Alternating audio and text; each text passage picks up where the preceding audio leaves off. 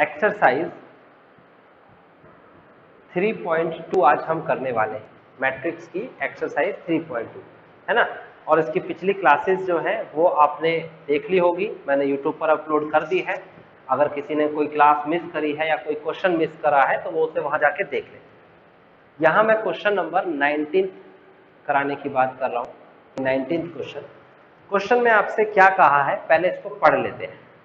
कहता है एक ट्रस्ट के 20,000 रुपए हैं जो कि वो इन्वेस्ट करना चाहता है इन 2 टाइप्स ऑफ बॉन्ड्स। ओके, कहते हैं द फर्स्ट बॉन्ड पे 5% इंटरेस्ट पर ईयर।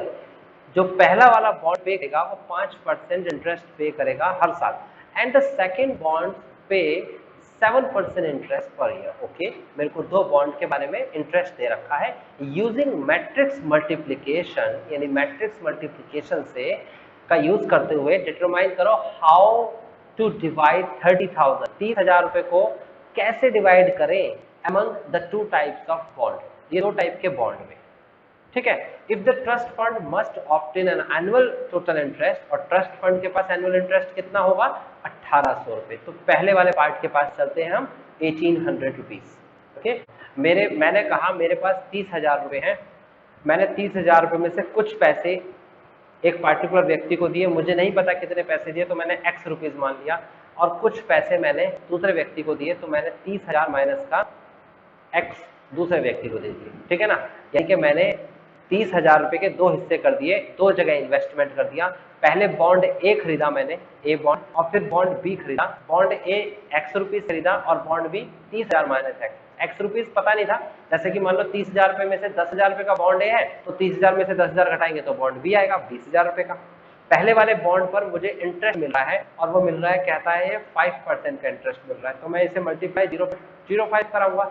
5% का इंटरेस्ट तो यही होता है, 5% का मतलब होता है 0.05। ओहो, इतने सारे जीरो कहां से आ गए?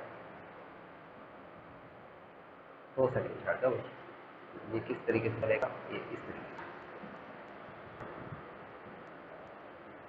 ओके, तो मैंने क्या कहा, 5% का मतलब होता है 0.05। ठीक है ना, 5% का मतलब 5/100। ठीक है, तो ये ध्यान रखना। उसके बाद दूसरे इन्वेस्टमेंट है, ये इन्वेस्टमेंट, इसकी मल्टीप्लाई किससे करनी है, इसने कहा इसकी मल्टीप्लाई 7% से करनी है, यानी कि 0.07। बच्चे ये पहली वाली संख्या और ये दूसरी वाली संख्या, वो दोनों को जोड़ना है और बराबर रखना है 1800 के, क्योंकि टोटल इंटरेस्ट रिसीव हो रहा है 1800। इसको प्रैक्टिकली कर लेते हैं, 1800 इसको प्रैक्टिकली कर लेते हैं, वो भी आपको मैं समझा देता हूँ यहाँ प्रैक्टिकली कि किस तरीके से आप प्रैक्टिकली समझोगे।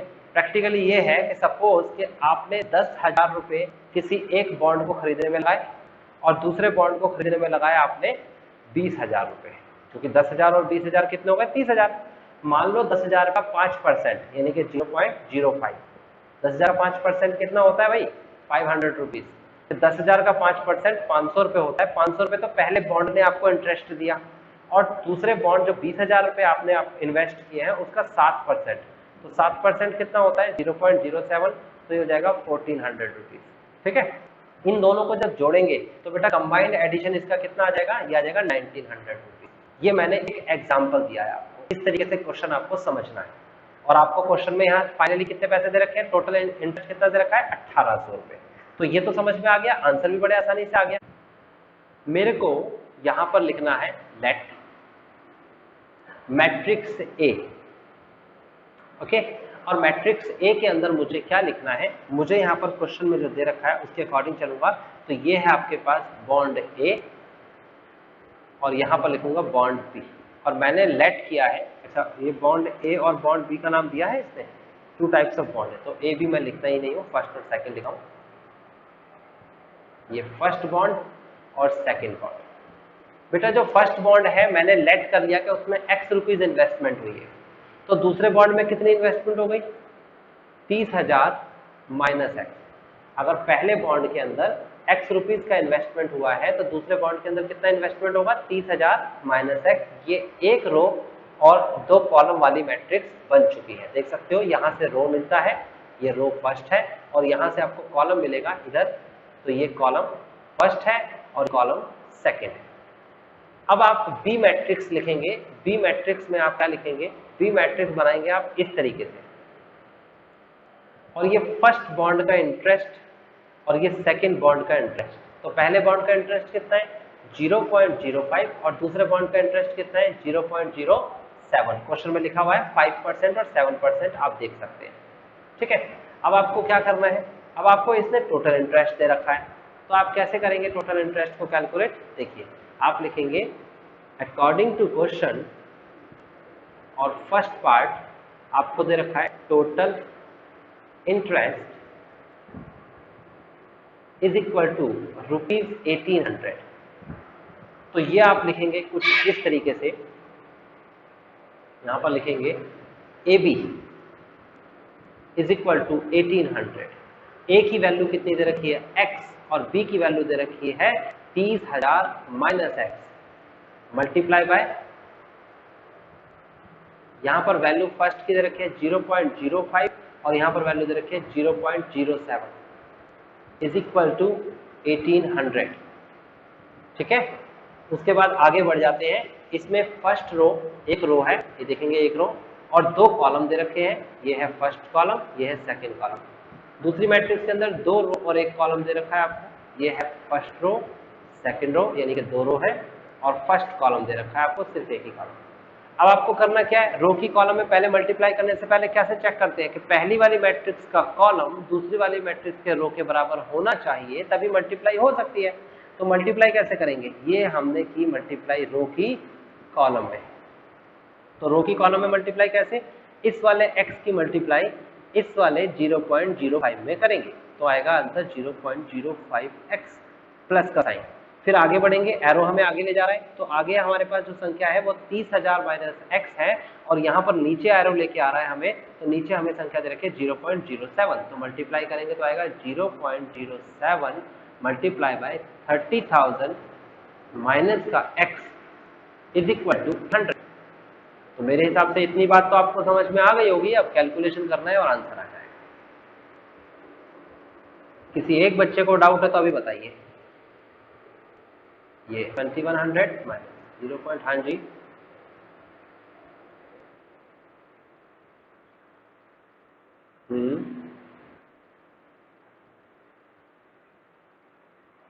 हाँ, क्या नाम है आपका?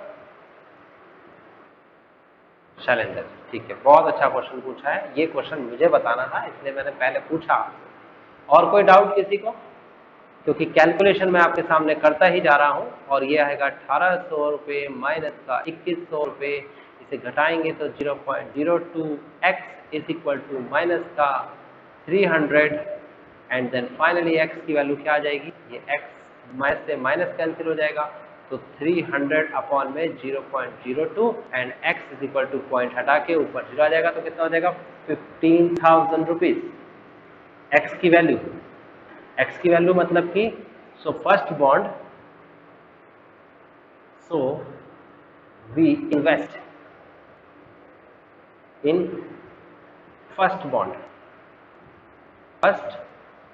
Bond is equal to ₹15,000 and second bond is equal to ₹30,000 minus 15,000 कितना होता है 15,000।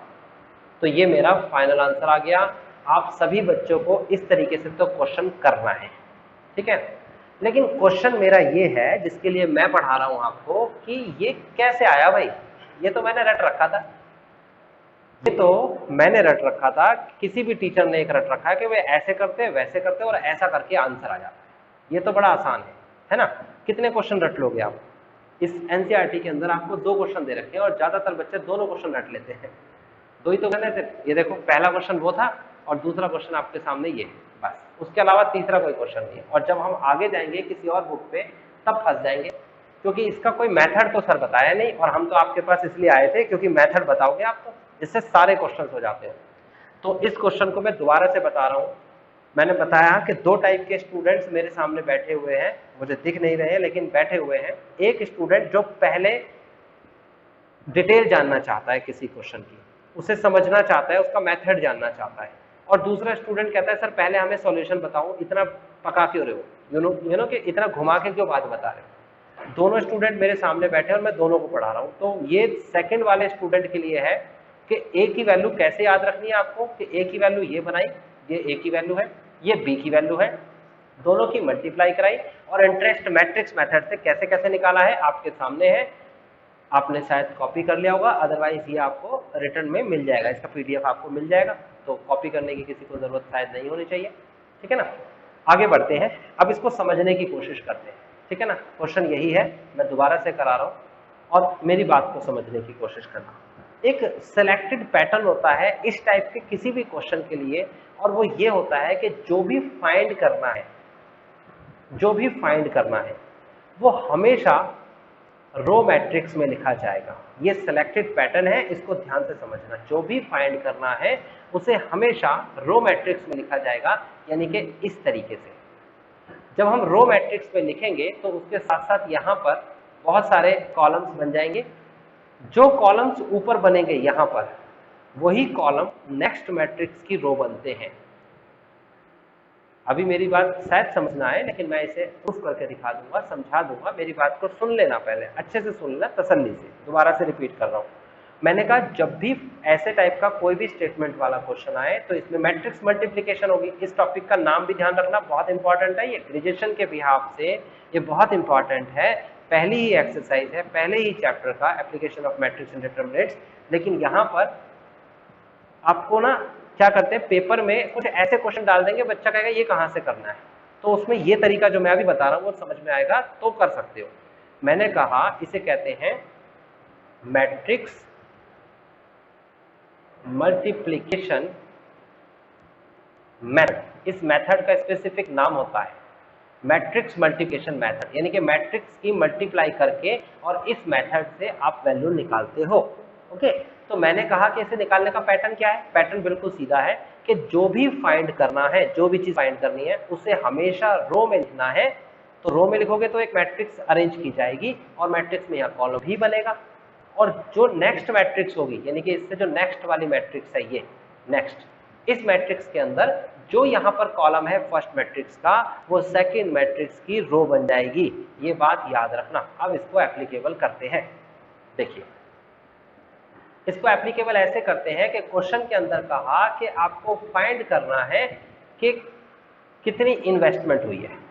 ठीक है, आपको क्या फाइंड करना है कि कितनी इन्वेस्टमेंट हुई है। अब मैट्रिक्स मल्टीप्लिकेशन का रूल जरूर याद रखना। ठीक है, तो देखो यहाँ पर मेरे सामने दो कंडीशन थी। मैंने कहा एक तो x, ये फाइंड करना है, ध्यान रखना, फाइंड इन्वेस्टमेंट फाइंड करनी है। एक तो x रुपीज की इन्वेस्टमेंट करी मैंने, लेट किया, और दूसरी इन्वेस्टमेंट क्या है 30,000 माइनस एक्स, यानी कि दूसरी इन्वेस्टमेंट मेरी 30,000 माइनस एक्स है, क्योंकि टोटल पैसे मेरे को 30,000 करने हैं। अच्छा, ये x रुपीज की इन्वेस्टमेंट और 30,000 की इन्वेस्टमेंट करी कहाँ पर है, ये करी है दो जगह इन्वेस्टमेंट। पहली इन्वेस्टमेंट तो है आपके पास बॉन्ड फर्स्ट, और दूसरी इन्वेस्टमेंट है बॉन्ड सेकंड। मैंने कहा था जो यहाँ कॉलम होता है, कॉलम, वो सेकंड वाली मैट्रिक्स की रो बन जाती है। तो यह है फर्स्ट और सेकंड बॉन्ड, और सेकंड मैट्रिक्स के अंदर आपको क्या दे रखा है, उसके अंदर आपको इंटरेस्ट दे रखा है। तो फर्स्ट बॉन्ड का इंटरेस्ट कितना है 0.05, और सेकंड बॉन्ड का इंटरेस्ट कितना है 0.07। अब जब इसकी मल्टीप्लाई करेंगे तो जो रिजल्ट बनेगा, वो रिजल्ट आएगा आपके सामने 1800। इस तरीके से इस क्वेश्चन को समझा जा सकता है, क्योंकि इकलौता क्वेश्चन है इस टाइप का। क्या बेटा ऐसा क्वेश्चन में बोला है, ये देखिए क्वेश्चन में बोला गया है, कहता है कि इसका जो मल्टीप्लाई करके आंसर आएगा वो 1800। कहता है यहाँ पर using matrix multiplication determine how to divide 3000 among the two types of bonds if the trust in fund must obtain annual total interest 1800 रुपए। एनुअल टोटल इंटरेस्ट आएगा ना उसका, जो आपके सामने जो यहाँ पर जो कैलकुलेट करके आंसर आया है इस पूरे का, तो इससे क्या निकल के आएगा, इससे हमारा इंटरेस्ट निकल के आएगा कि टोटल इंटरेस्ट कितना है फर्स्ट बॉन्ड का और सेकंड बॉन्ड का इंटरेस्ट कितना है, और वो दे रखा है इसने कितना 1800 रुपीज। ऐसे सेकंड पार्ट इसका जो है वो खुद करोगे आप, और उसके अंदर आपको क्या करना है, उसके अंदर आपको 2000 पे लिखने हैं। कहाँ पर 2000 पे लिखने हैं, आपको यहाँ 2000 पे लिखने हैं, यहाँ पर, और यहाँ 2000 लिखने के बाद आपका आंसर आ जाएगा। सेकंड पार्ट आपको खुद करना है।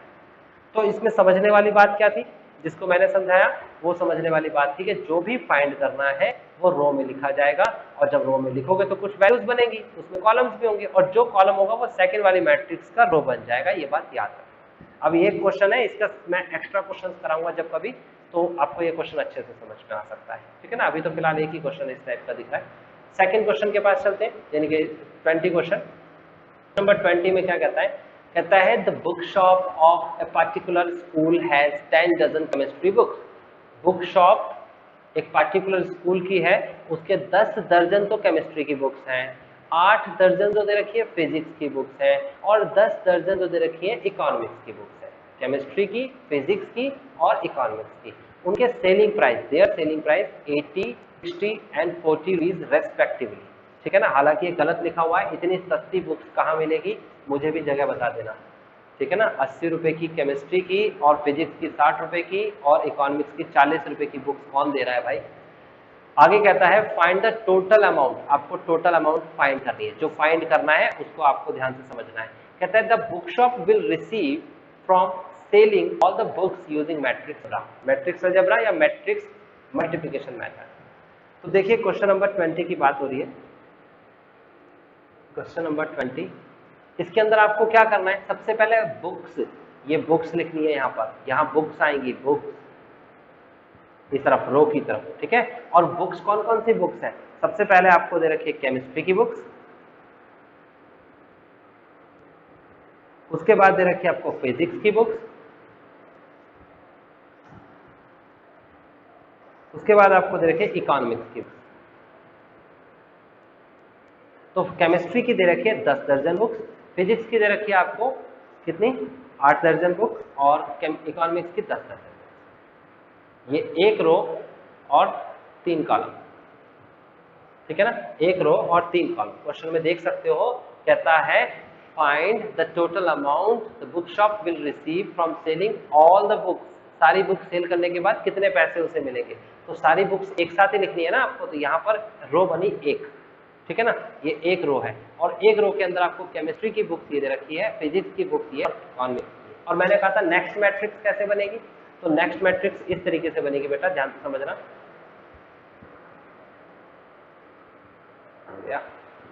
नेक्स्ट मैट्रिक्स यहां बनेगी इस तरीके से, ऐसे, ठीक है।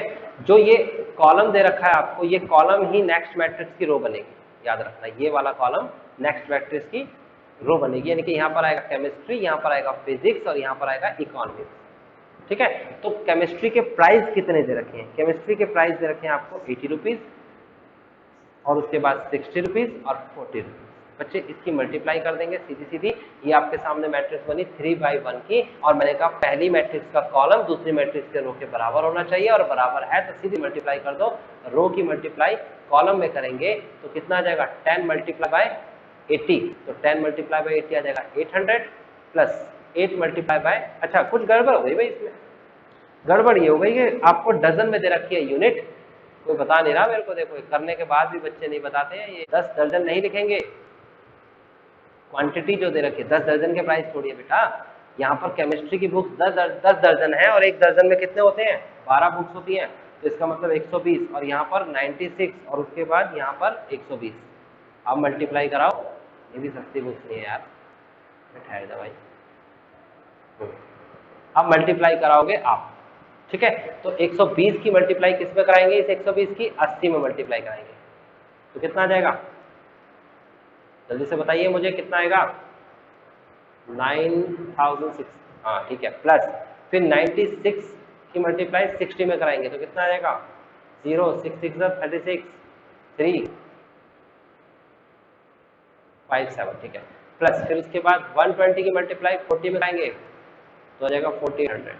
सॉल्व करेंगे और यहाँ ऐड करके यहाँ आंसर आ जाएगा, और आपका मैंने कहता है assume x y z w p, assume करो ये सारी की सारी मैट्रिसेस हैं, इनके ऑर्डर्स ये हैं 2 into n, 3 into k, 2 into p, n into 3, p into k। ये सब मैट्रिसेस के ऑर्डर दे रखे हैं, क्या दे रखे हैं, ये ऑर्डर यानी कि रो कॉलम।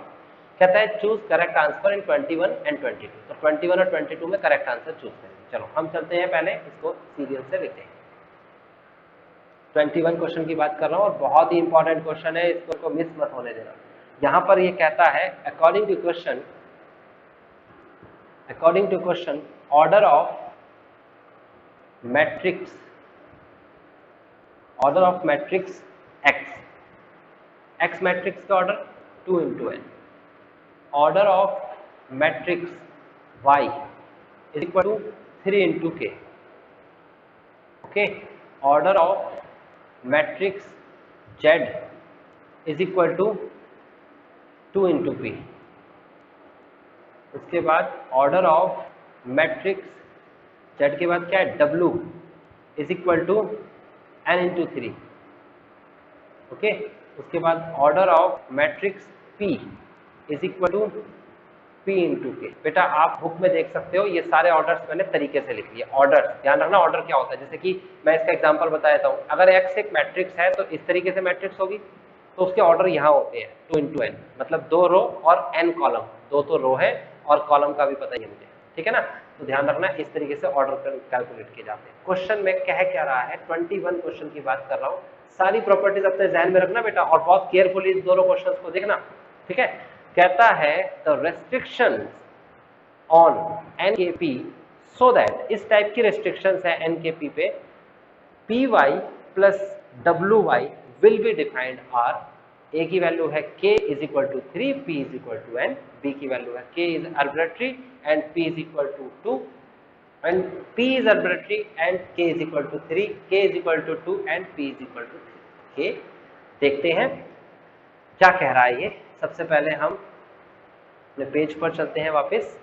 देखिए मैंने कहा क्वेश्चन नंबर 21 के अंदर आपसे कहता है कि PY प्लस WY, चेक करना, ध्यान से चेक करना, P एक मैट्रिक्स है, order of P, order of P question में कितना दे रखा है आप देख सकते हो, ऑर्डर ऑफ P दे रखा है, लास्ट में आपके सामने ये लिखा हुआ है, ऑर्डर ऑफ P है P इंटू के। उसके बाद ऑर्डर ऑफ Y के ऑर्डर, इसके ऑर्डर कितने दे रखे हैं, इसको चेक कर लेते हैं। ये ऑर्डर है Y के, ये है P के, तो ये दे रखा है 3 इंटू के। दोबारा से समझते हैं, ऑर्डर ऑफ P यही दे रखा है ना, और ऑर्डर ऑफ Y 3 इंटू के। मैंने गलत कर दिया क्या कुछ, PY, ठीक है, मैं चेक कर लेता हूँ एक बार question. Order of P, order of Y, ठीक है। नाउ अब ध्यान से समझना मैं क्या कहता हूँ। ऑर्डर ऑफ P है आपके सामने P इंटू के, ठीक है, और order of Y is equal to आपके सामने है क्या, 3 इंटू के। आपको इनका मल्टीप्लाई कराना है, देखो गौर से, मल्टीप्लाई, दोनों के बीच में मल्टीप्लाई। तो मल्टीप्लाई कब होता है बेटा, जब पहली वाली यानी P मैट्रिक्स का कॉलम दूसरी वाली यानी कि Y मैट्रिक्स के रो के बराबर होगा। अगर ये मल्टीप्लिकेशन वैलिड है तो इसका मतलब हम लिखेंगे सो K इज इक्वल टू 3, यानी K की वैल्यू 3 हो गई। K की वैल्यू 3 कब होगी, जब ये मल्टीप्लिकेशन वैलिड है। किसी बच्चे को ऑब्जेक्शन है तो मुझसे अभी पूछ सकता है। मैंने कहा कि P की Y से मल्टीप्लाई कराइए, P की एक मैट्रिक्स होगी और Y की एक मैट्रिक्स होगी, ठीक है, और P के जो ऑर्डर है वो दे रखे हैं P इंटू के, और Y मैट्रिक्स के ऑर्डर दे रखे हैं 3 इंटू के।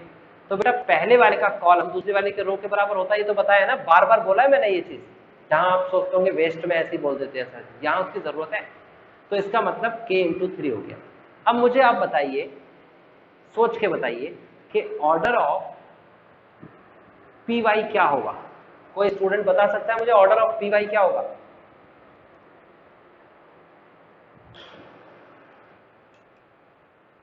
बहुत बढ़िया, PK होगा। देखिए ये P multiply by K। But फिर मैं बताऊंगा, जिस बच्चे को ये समझ नहीं आ रहा है वो पिछली कोई सी भी क्वेश्चन को उठा के देखिए, मल्टीप्लाई वाले क्वेश्चन को उठा के देखिए, आपको समझ में आ जाएगा। मैं इसका फिर भी एग्जांपल बता देता हूँ। यहाँ 1 2 3 4 लिखा है और यहाँ पर 1 2 3 और 4 5 6 लिखा है। तो ये कितना है, 2 रो और 2 कॉलम। इसमें कितना है, 2 रो और 3 कॉलम। आप देखोगे पहले का कॉलम दूसरी मैट्रिक्स रो के बराबर होना चाहिए, तभी मल्टीप्लाई हो सकती है। मल्टीप्लाई करने के बाद एक मैट्रिक्स बनती है और उस मैट्रिक्स के अंदर ये ऑर्डर बन जाते हैं, यानी कि 2 रो और 3 कॉलम। इसमें 2 रो होंगे और 3 कॉलम। ये बात मैंने बार बार पिछले लेक्चर्स में अपने बताई है। आपको इसी फॉर्म को, इसी तरीके को समझना है और आपको बिना डिजिट के दिमाग में रखे ऑर्डर से काम चला देना है। ये है, हो गई आपकी पहली इक्वेशन, ये हो गई आपके सामने फर्स्ट इक्वेशन, ये रब कर देता हूं, ठीक है। देखिए इसे आप फर्स्ट इक्वेशन बना लीजिए। आगे बढ़ जाते हैं, आगे है W और Y, तो लिखेंगे ऑर्डर। बहुत आसान क्वेश्चन है, मैं इसको बड़ा करके दिखा रहा हूं आपको इसलिए ताकि आप इसे भूले ना। ऑर्डर ऑफ W के ऑर्डर कितने हैं, तो W के ऑर्डर देख लेते हैं। ये रहे W के ऑर्डर n × 3, और फिर दूसरा क्या दे रखा है Y के ऑर्डर कितने हैं 3 × k, तो n × 3 और 3 × k, यहाँ हो जाएगा n × 3 order of y is equal to हो जाएगा आपके पास y के ऑर्डर 3 × k। अब हमें अगर WY की मल्टीप्लाई करनी है तो इसकी कंडीशन क्या कहती है, मल्टीप्लाई को वैलिड करना है तो पहली वाली मैट्रिक्स का कॉलम दूसरी वाली मैट्रिक्स के रो के बराबर होना चाहिए। पहली वाली मैट्रिक्स का कॉलम बराबर होना चाहिए दूसरी वाली रो के। तो ये तो पहले से बराबर दिख रहा है, अगर नहीं भी बराबर होता तो आप दिखा देते उसे करके, ठीक है। और ऑर्डर ऑफ WY का ऑर्डर आपको पता लग गया, जो बचा हुआ होता है यानी कि n × k, ये है सेकेंड इक्वेशन। अब जरा गौर से देखिए, कहता है PY में WY को जोड़ना है। PY एक मैट्रिक्स है, देखो PY जो है बेटा वो एक मैट्रिक्स बनी जिसके ऑर्डर है PK, और WY एक दूसरी मैट्रिक्स है जिसकी मैट्रिक्स के ऑर्डर बने NK। मैं फिर से रिपीट करता हूँ, कई बच्चे कंफ्यूज आते हैं, सर जी क्या बोल रहे हैं। PY और उसके बाद प्लस का WY, ये दोनों मैट्रिक्स है। पहली वाली मैट्रिक्स के ऑर्डर जो दे रखे हैं वो ऑर्डर हमारे क्या बने हैं P × K, ये हो जाएगा P × K, और दूसरी वाली मैट्रिक्स के जो ऑर्डर दे रखे हैं वो है n × K। मैं आपको लिख के इमेज बना के दिखा रहा हूँ ताकि दिमाग में क्लियर हो जाए क्या कह रहा हूँ। ऑर्डर यहाँ पर ले जाते हैं, ठीक है ना।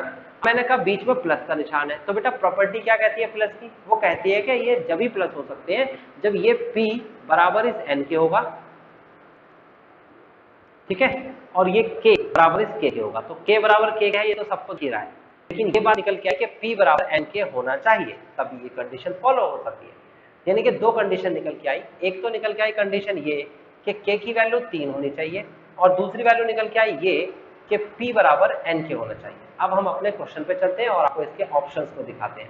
ये क्वेश्चन है K की वैल्यू 3 होनी चाहिए और P बराबर NK होना चाहिए। कितना आसान है, ए इसका राइट आंसर है। किसी का ऑब्जेक्शन है तो बताओ, किसी का ऑब्जेक्शन नहीं, नो ऑब्जेक्शन।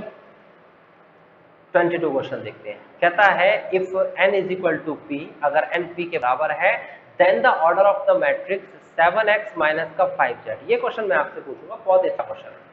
देखो ये है क्वेश्चन नंबर 22, क्वेश्चन नंबर 22। मैंने कहा कि क्वेश्चन में बोलता है ऑर्डर ऑफ, क्वेश्चन में कहता है ऑर्डर ऑफ 7x - का 5z क्या होगा, ये आपसे क्वेश्चन में पूछता है। तो मैं यहाँ लिखूंगा गिवन है ऑर्डर ऑफ x, x का ऑर्डर मुझे गिवन है, क्वेश्चन में देख सकते हो x के ऑर्डर है 2 × n।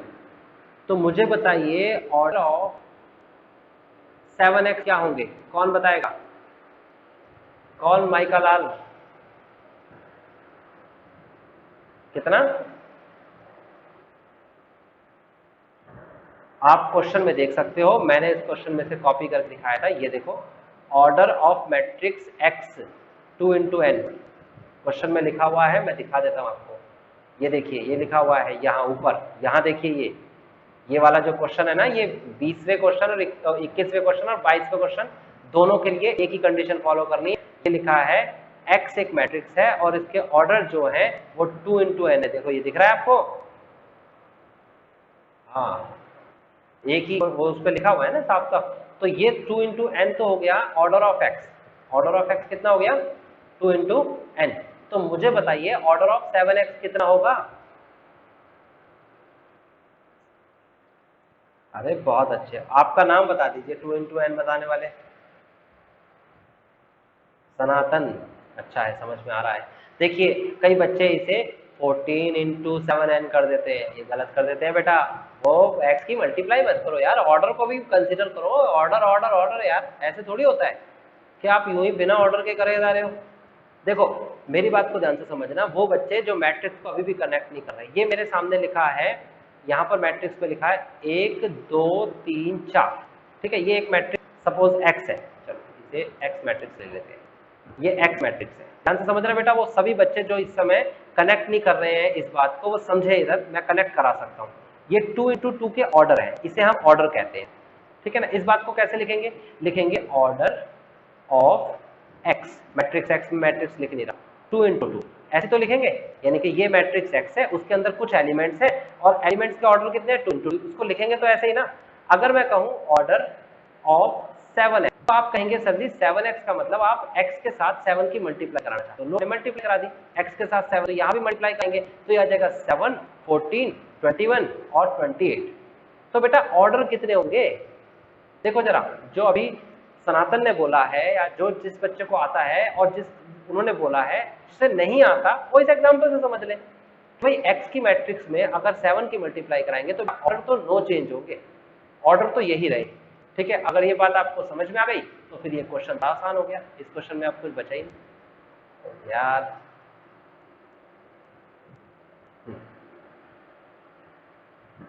तो अब इस क्वेश्चन में कुछ नहीं बचा, मैं इसे रब कर देता हूं और आपको ये क्वेश्चन फटाक से करा देता हूं और खत्म हो जाएगी ये एक्सरसाइज कंप्लीट।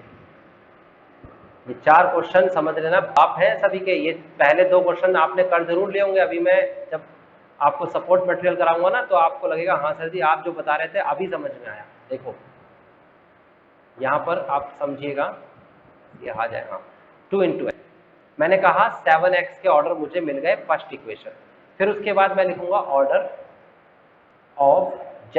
बेटा z के ऑर्डर आप बुक में देख सकते हो, z के ऑर्डर है 2 × p, ओके, और ऑर्डर ऑफ क्या दे रखा है 5z, 5z भी ये ऑर्डर होंगे 2, ठीक है। तो अगर हमारे पास यही ऑर्डर है तो आपको पूछ क्या रहा है क्वेश्चन में, कहता है माइनस करना है, माइनस फर्स्ट इक्वेशन और सेकंड इक्वेशन को माइनस करना है। तो ध्यान रखना फर्स्ट में 7x मैट्रिक्स है और सेकंड में 5z मैट्रिक्स है और इनके ऑर्डर्स क्या है 2 × n और 2 × p। क्वेश्चन में दे रखा है कि n बराबर p के है, क्वेश्चन में गिवन है, लिखेंगे गिवन n = p, ऐसा क्वेश्चन में दे रखा है। ये देखो यहाँ लिखा हुआ ये रहा, इफ n = p। तो अब हमें क्या करना है, अब हमारे पास चॉइस है, अब हमारे ऑर्डर लिखेंगे, हम लिखेंगे यहाँ पर ऑर्डर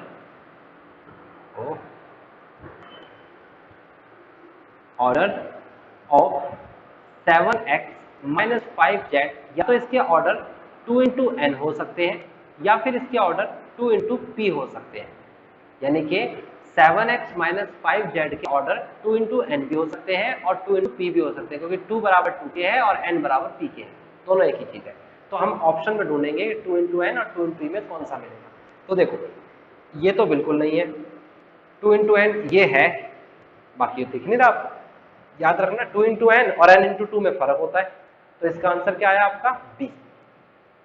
मेरी तरफ से क्वेश्चन फिनिश हो गया, मेरी तरफ से एक्सरसाइज फिनिश हो गई। किसी बच्चे को कुछ चीज पूछनी है तो मेरे से पूछ सकते हैं और नहीं पूछनी है तो हम आगे चलते हैं।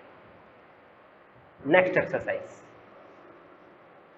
एक्सरसाइज आसान है, वो खुद करेंगे आप, मैं कुछ नहीं करने वाला अगली एक्सरसाइज में, पूरी एक्सरसाइज आपको करनी, क्योंकि मैंने कहा था स्टार्टिंग में मुझे एफर्ट और मेहनत करनी पड़ती है और उसके बाद फिर एफर्ट कम हो जाता है, ठीक है ना, मेरा एफर्ट कम हो जाएगा, आपका होमवर्क ज्यादा हो जाएगा। क्वेश्चन में क्या कहता है, 3.3 की बात कर लेते हैं। तो ये कहता है 3.3 में कि ट्रांसपोज निकालो। ट्रांसपोज क्या होता है, मैंने बताया था आपको, ट्रांसपोज देखो क्या होता है, मैं यही बता देता हूँ। पहला क्वेश्चन आपको दे रखा है ए बराबर ये मैट्रिक्स, तो इसका ट्रांसपोज मैं यहाँ लिख के दिखा रहा हूँ, ए का ट्रांसपोज, बेटा ऐसे डैश लगा देते हैं ट्रांसपोज में डैश। ये क्या होता है, रो को कॉलम बना दो, यानी कि जो ये दिख रहा है ना आपको, ये पूरी की पूरी मैट्रिक्स, इसको चेंज करके ऐसे लिख दो 5 1/2 1, आंसर आ गया। ये मैट्रिक्स थी 3/1 की और हमने बना दिया 1/3 की। ये इसका आंसर है, कुछ नहीं करना। किसी को समझ नहीं आया तो बताओ। दूसरी मैट्रिक्स क्वेश्चन दे रखा है, क्या दे रखा है 1 - 1 2 3। ये समझ लो ए मैट्रिक्स अगर लिखी हुई है तो इसका ट्रांसपोज मैं यहाँ लिख रहा हूँ, ए ट्रांसपोज बराबर, देखो ये है फर्स्ट रो, दिख रहा है आपको फर्स्ट रो, इसको फर्स्ट कॉलम बनाना है 1 - 1, देख सकते हो। ये है सेकंड रो, इसको सेकंड कॉलम बनाना है, यहाँ लिखना है 2 3, यानी कि जो रो है, जो रो था ये रो, उसको कॉलम बना देना है, रो कॉलम, ये देख सकते हो। रो को कॉलम बनाने से आप जो लेटे हुए हैं मतलब उन्हें सीधा खड़ा कर दो, एकदम स्टैंड अप, हो गया ट्रांसपोज। थर्ड क्वेश्चन भी आप खुद करेंगे, एक ही वैल्यू ये दे रखी है आपको जो फर्स्ट रो है उसे ऐसे फर्स्ट कॉलम में लिखेंगे, -5 -6 5 और 6। जो सेकंड रो है वो सेकंड कॉलम में लिखेंगे, जो थर्ड रो है वो थर्ड कॉलम में लिखेंगे, पीछे आंसर मैच कर लेंगे और आपका आंसर आ गया। तो पहला क्वेश्चन तो वर्बली है, यही हो गया। दूसरे क्वेश्चन के पास चलते हैं। कहता है ए और बी की मैट्रिक्स दे रखी है, वेरीफाई कर दिखाना है। क्या वेरीफाई करना है भाई? आपको कहता है वेरीफाई करना है कि पहले तो ए बी को जोड़ना है। बेटा मैंने जोड़ना तो आपको बताया था बहुत तसल्ली से, इसलिए मैं दोबारा नहीं बताऊंगा, आपको जोड़ना खुद है। जिसको नहीं आए वो मुझे व्हाट्सएप कर सकते हैं, मैं उससे समझा सकता हूँ कि कैसे जोड़ा जाता है। जिसको आ गया उसे करने की जरूरत नहीं है। ऊपर दे रखा है डैश, पहले जोड़िए, जोड़ने के बाद एक मैट्रिक्स बनेगी इस तरीके से, और फिर उसका आंसर निकालिए अगले स्टेप में उस ट्रांसपोज करके, ऐसे ट्रांसपोज होगा। तो ट्रांसपोज कैसे होगा? रो को कॉलम बना दे, ये लेफ्ट साइड हुआ है। फिर राइट साइड में क्या करना है? ए का ट्रांसपोज बोल रहा है तो पहले इसका ट्रांसपोज करिए, पहले बी का ट्रांसपोज करिए, फिर इन दोनों को ऐड कर दीजिए। अगर इक्वल आ जाए तो आपका सही, नहीं आए तो मुझे मैसेज करोगे। सेम ऐसे ही इसमें घटाना है, सेम ऐसे अगले क्वेश्चन में ए बी रखा है, वेरीफाई करना है ए प्लस बी और इसका ट्रांसपोज, सेम ही क्वेश्चन है, बस मैट्रिक्स तो चेंज करिए इसने, ठीक है ना। अगला क्वेश्चन हो सकता है, जरा देख के चले। देखो इसमें कितने रो है? 3 रो और 2 कॉलम, और इसमें कितने हैं? 2 रो और 3 कॉलम। क्या इसे जोड़ा जा सकता है? क्या इस ऑर्डर पे इसे जोड़ा जा सकता है? नहीं जोड़ा जा सकता। हम कहेंगे not possible to find, possible ही नहीं है, जोड़ना ही पॉसिबल नहीं है, आगे कैसे बढ़ेंगे? ना जोड़ना पॉसिबल है ना घटाना पॉसिबल है, मल्टीप्लाई हो सकती है इसकी, ठीक है। तो ये आपको ध्यान से समझना है थर्ड क्वेश्चन में क्या लिखना है। नेक्स्ट फोर्थ क्वेश्चन के अंदर आपको क्या करना है? ए का ट्रांसपोज दे रखा है, अगर ए के ट्रांसपोज से मुझे बनाना है ए, तो क्या करेंगे? वही सेम काम दोबारा, रो को कॉलम बना दो, नेक्स्ट रो को नेक्स्ट कॉलम बना दो, ये बन गया ए। भाई ए से ट्रांसपोज पे जाने के लिए क्या करें? इस रो को कॉलम में देते हैं, ये बन गया कॉलम, देखो ये रहा। ट्रांसपोज से ए के पास जाने के बाद रो को कॉलम बनाना है, तो row change into the column is called the transpose of matrix, आपको याद रखना है। नेक्स्ट क्वेश्चन में आपको मल्टीप्लाई कराना है, मल्टीप्लाई करने के बाद ट्रांसपोज, देन पहले ट्रांसपोज और फिर मल्टीप्लाई, और ये एक प्रॉपर्टी होती है, ठीक है, एक लॉ होता है। इस लॉ को आपको याद रखना है, क्या कि ए बी का transpose is equal to B transpose into A transpose, ये आपको याद रखना है। ऐसी दूसरी प्रॉपर्टी होती है ए प्लस बी का transpose is equal to A transpose plus B transpose. ये ट्रांसपोज वाली प्रॉपर्टी में आगे इस्तेमाल होगी, तो आपको ध्यान रखना होगा कि ए बी का transpose B transpose into A transpose होता है, ए बी आता है फिर ए आता है। तो पांचवा क्वेश्चन भी आपका होमवर्क हुआ, ये आपको करना है। उसके छठा क्वेश्चन आपका होमवर्क हुआ, ये आपको करना है। ए की वैल्यू दे रखी है, ए का ट्रांसपोज करना है, मल्टीप्लाई कराना है, आइडेंटिटी के इक्वल रखना है, ठीक है ना, और वेरीफाई करना है कि इक्वल है कि नहीं है। ऐसे सेकंड पार्ट इसका करना है। सिमेट्रिक मैं बता देता हूँ क्या होता है, क्यों सिमेट्रिक मैं बता देता हूँ क्या होता है, और फिर ये क्वेश्चन भी आपको करना है। सारे क्वेश्चन आप समझेंगे, अगला सिमेट्रिक से सिमेट्रिक कंसेप्ट में बताया। जिसको जो नहीं आएगा उसे पूछ लेना, वैसे ही आसान है तो आप कर सकते हो। जो कठिन था मैंने एक क्वेश्चन कराया, 3.3 की बात कर रहा हूं मैं यहाँ पर, ध्यान रखना। 3.3 क्वेश्चन नंबर बात करता हूँ, क्वेश्चन की बात करी नहीं राम, मैं बात कर रहा हूँ सिमेट्रिक और सिमेट्रिक, ठीक है। मैं बात कर रहा हूँ यहाँ पर सिमेट्रिक, सिमेट्रिक, ठीक है ना।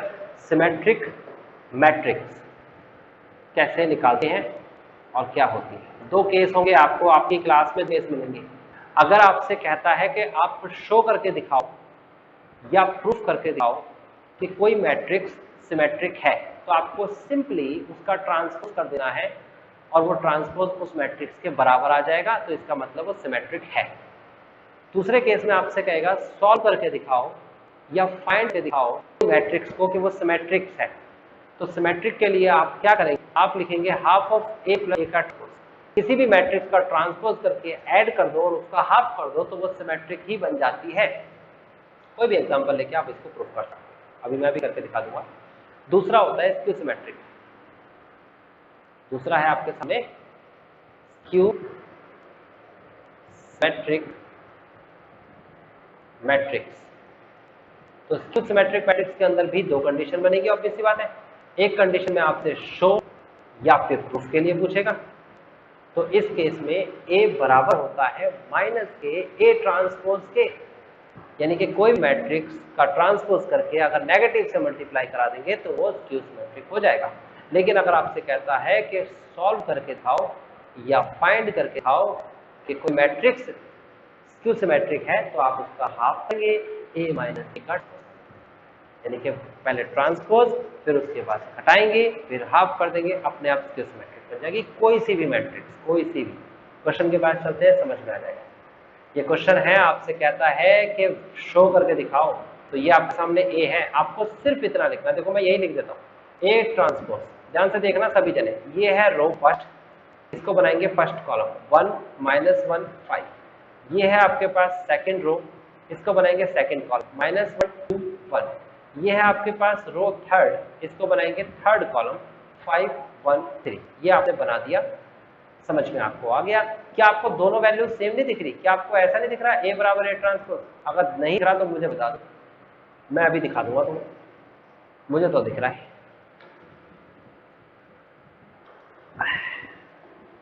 समझ में आया? यानी कि ये स्क्यू सिमेट्रिक और ये सिमेट्रिक मैट्रिक्स है, हमने शो कर दिया। नेक्स्ट क्वेश्चन में कहता है शो करके दिखाओ कि ए मैट्रिक्स दे रखी है, आपको ये स्क्यू सिमेट्रिक शो करना है। बड़ा आसान है, शो करना है पहले का ट्रांसपोज करो, फिर उसे माइनस से मल्टीप्लाई करो, और जो भी आंसर आएगा माइनस से मल्टीप्लाई करके वो बराबर हो इसके। हो गया शो। अगले क्वेश्चन में कहता है वेरीफाई करो। ठीक है, क्या वेरीफाई करना है? वेरीफाई करना है कि ये मैट्रिक्स, याद रखना ये जानबूझ के भटका रहा है, ये मैट्रिक्स सिमेट्रिक है। ये यानी कि पहले जोड़ना है और उसका एक नाम रखना है। जैसे मैं इसका नाम रख देता हूँ बी, इस बी को सिमेट्रिक बनाना है। तो कैसे बनाएंगे? बी बराबर बी ट्रांसपोज होना चाहिए, सिमेट्रिक हो गया। कोशिश करेंगे, ट्राई करेंगे, ये होमवर्क है, 10 तक के क्वेश्चन करके लेके आने हैं।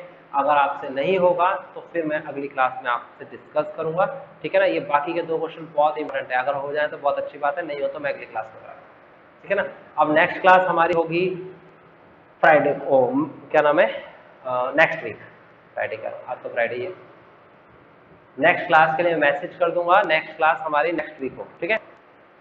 तो मिलते हैं नेक्स्ट क्लास में। अगर किसी को कोई डाउट है तो मुझसे पूछ सकते हैं। 8वां क्वेश्चन दोबारा एक बार, ये रहा 8वां क्वेश्चन। 8वें क्वेश्चन में बेटा एक इंपॉर्टेंट बात है कि इसके अंदर पहले ए का ट्रांसपोज करके उसे जोड़ना है, एक मैट्रिक्स बन जाएगी। देखो ना, मेरे को ए दे रखा है ना। ए का ट्रांसपोज क्या होगा जरा बताना? ये होगा आपके पास 1 5 6 7। इतना समझ में आ रहा है आपको? अब जोड़ना है तो जोड़ेंगे, तो बी मैट्रिक्स नाम दे दो इसका। बी मैट्रिक्स में से जोड़ो, 1 + 1 2 होगा, 5 + 6 11 होगा, उसके बाद 6 + 5 11 होगा, उसके बाद 7 + 7 14 होगा। ये मेरे पास बी मैट्रिक्स आ गई। बी मैट्रिक्स क्या है भाई? बी मैट्रिक्स है इसका एडिशन, सही है। अब कहता है इसका जो एडिशन है, यानी कि 2 मैट्रिक्स